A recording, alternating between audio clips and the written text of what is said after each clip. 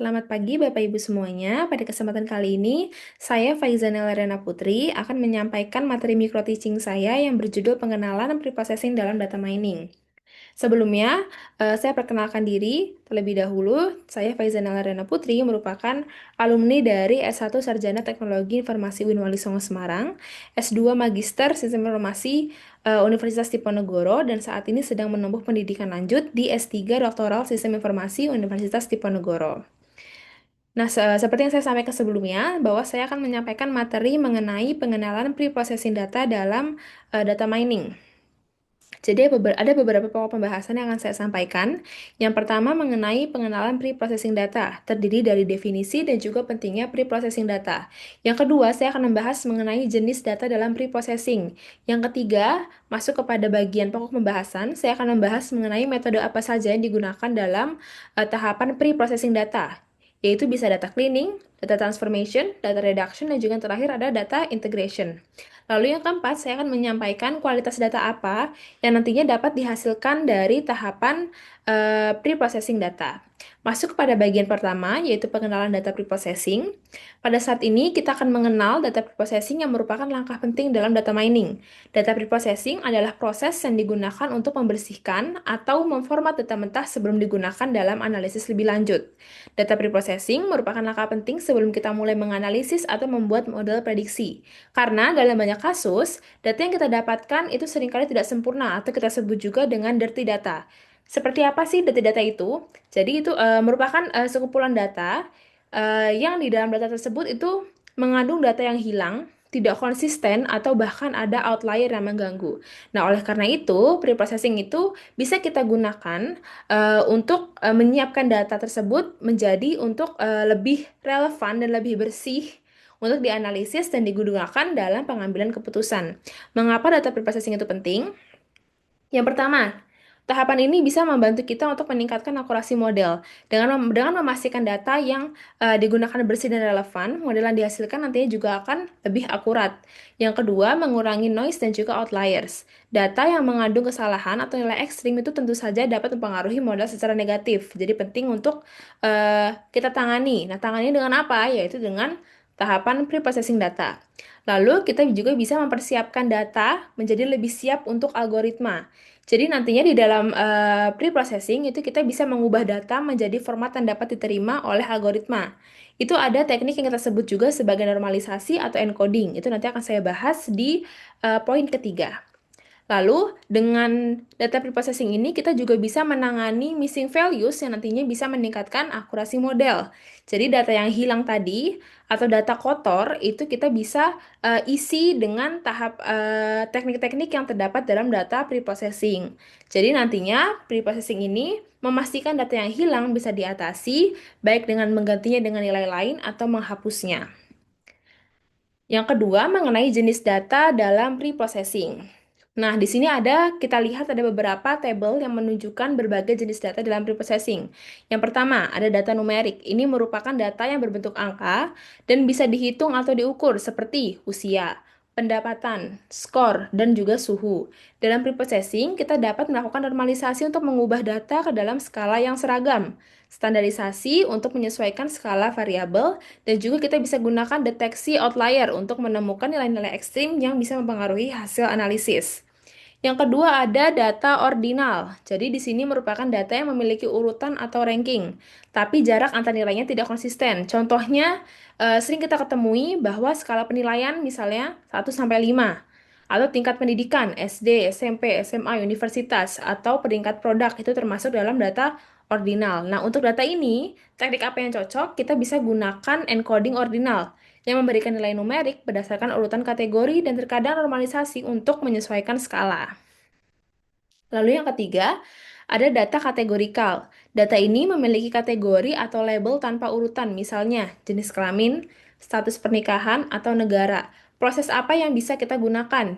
Kita bisa menggunakan metode one-hot encoding untuk mengubah setiap kategori menjadi kolom biner, atau kita bisa gunakan label encoding yang memberi label numerik pada kategori. Nah, untuk teknik-teknik tadi akan saya bahas lebih lanjut di poin ketiga. Lalu yang terakhir, Ada data waktu atau time series. Ini merupakan data yang dikumpulkan dalam urutan waktu, seperti suhu harian, harga saham, traffic website yang akan terus berubah seiring dengan waktunya berjalan. Nah, preprocessing untuk data waktu ini mencakup langkah-langkah seperti inputasi nilai yang hilang, smoothing untuk mengurangi fluktuasi tajam, atau bisa kita gunakan pengelompokan data berdasarkan waktu untuk menganalisis tren atau pola musiman. Nah, masuk kepada bagian pokok pembahasan yaitu metode preprocessing. Di sini bisa dilihat ada empat ya tadi sudah saya sebutkan di slide pertama. Ada data cleaning, data transformation, data reduction, dan juga data integration. Nah, keempat tahap ini memiliki fungsi yang berbeda-beda.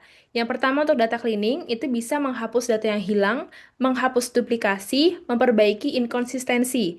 Lalu untuk data transformation itu kita bisa gunakan teknik normalisasi atau standarisasi. Atau kita juga bisa gunakan label encoding dan juga one hot encoding. Itu tergantung dengan jenis data apa yang kita miliki, seperti yang saya sampaikan di slide sebelumnya. Lalu, yang ketiga ada data reduction. Itu kita bisa mengurangi dimensi atau mengurangi ukuran dataset. Yang keempat, ada data integration.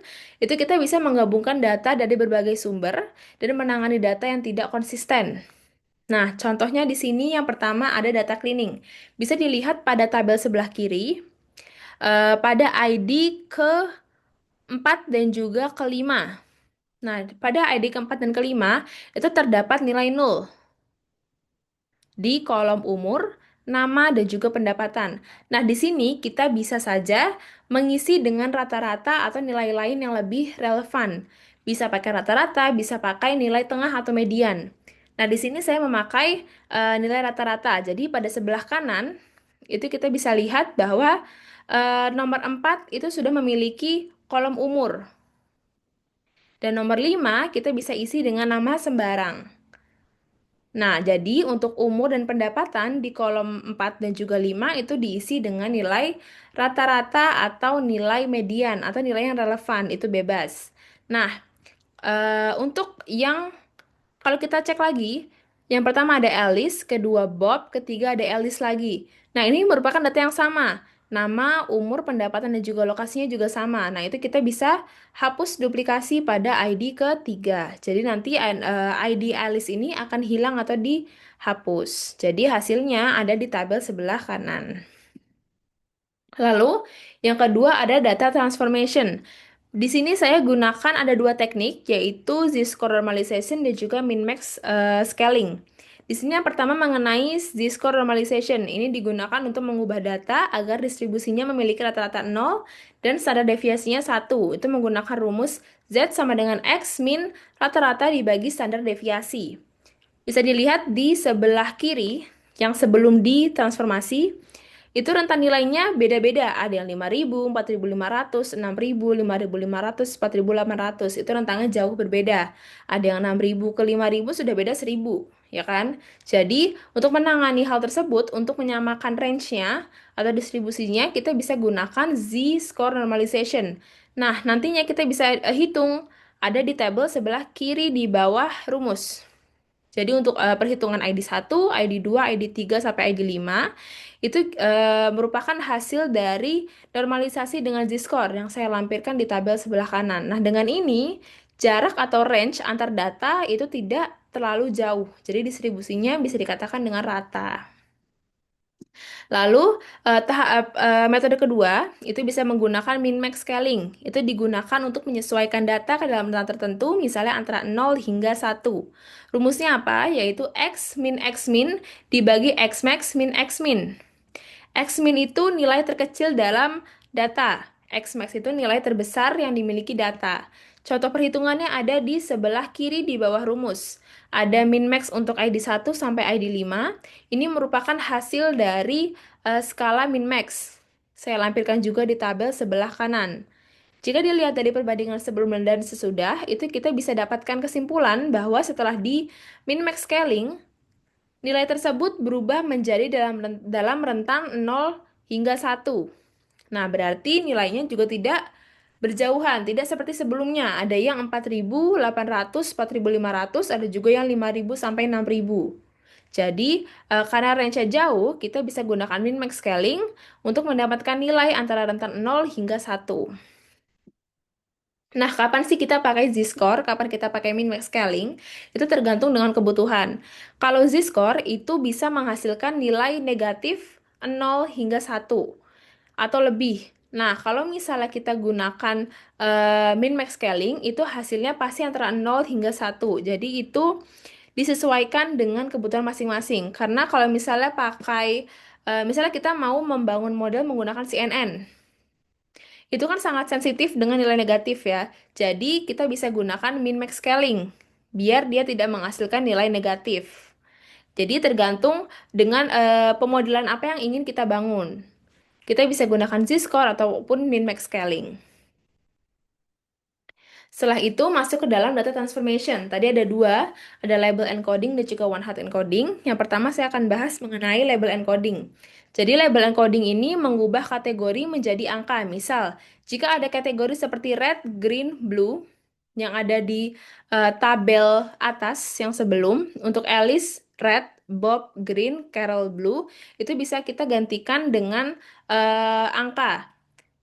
Itu bisa menggunakan label encoding. Jadi untuk red kita ganti menjadi 0, green kita ganti jadi 1, Carol jadi blue, yaitu jadi 2. Jadi semisal nanti ada data baru, misalnya Alex berwarna red, berarti Alex nilainya 0. Karena tadi di tabel pertama kita sudah mengubah red menjadi 0. Lalu, teknik kedua dalam data transformation, yaitu one hot encoding, kita bisa mengubah kategori menjadi kolom baru dengan nilai 0 atau 1. Kalau tadi kan bisa lebih dari 1 ya, tergantung dengan jumlah kategorinya. Kalau one hot encoding cuma 0 atau 1. Jadi misalnya di sini ada nama Alice Bob Carroll, warna red, green, dan juga blue.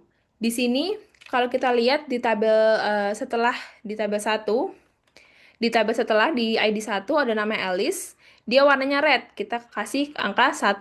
Apakah warnanya green? Kita kasih angka 0, karena bukan green, warnanya red. Lalu apakah warnanya blue? Kita kasih angka 0. Begitu juga dengan Bob. Bob itu kalau kita lihat di tabel atas, itu warnanya green. Berarti yang kita kasih poin 1 adalah di warna di kolom green. Kalau untuk Carol, Carol adalah blue. Berarti kita kasih angka 1 di kolom blue. Selanjutnya, ada data reduction. Jadi di sini bisa menghapus kolom yang tidak relevan seperti pengalaman kerja dan juga lokasi jika hanya ingin fokus pada pendapatan dan juga nama. Jadi misalnya kita punya data, nih ada ID, nama, umur, pendapatan, lokasi, pengalaman kerja. Kita pengen melakukan clustering atau klasifikasi sesuai dengan pendapatan.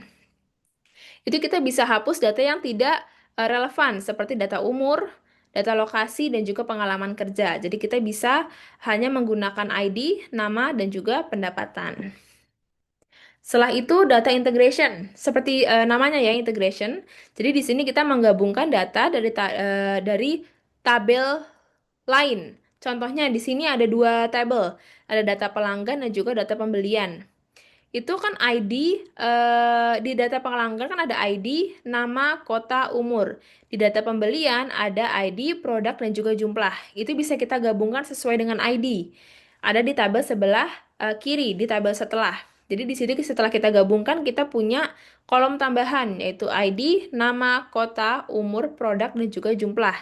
Itu disusun berdasarkan ID yang dimiliki oleh pelanggan. Nah, itu contohnya. Lalu, masuk ke pembahasan terakhir, yaitu mengenai kualitas data dalam preprocessing. Kualitas data ini sebenarnya mengacu pada sejauh mana data tersebut siap atau sesuai dengan kebutuhan analisis dan dapat digunakan untuk menghasilkan keputusan yang akurat.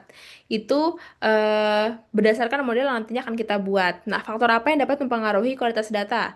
Yang pertama, ada akurasi, yaitu seberapa tepat data yang dikumpulkan. Akurasi ini kalau kita lihat dalam konteks klasifikasi, itu misalnya dalam matrix confusion matrix, itu bukan cuma akurasi yang perlu kita perhatikan. Ada akurasi, ada recall, ada F1 score, ada eh, spesivitas, ada banyak ya, jadi bukan cuma akurasi aja. Yang kedua ada konsistensi, yaitu data yang tidak bertentangan satu sama lain. Ada kelengkapan, data yang tidak memiliki kekurangan atau missing value. Kepastian, data memiliki validitas yang jelas atau tidak ambigu. Yang terakhir ada keandalan, data yang bersumber dari sumber yang terpercaya dan dapat dipertanggungjawabkan. Nah, sekian pembahasan dari micro teaching saya yang berjudul pengenalan preprocessing dalam data mining. Nah, nantinya setelah ini bisa masuk ke tahap pemodelan.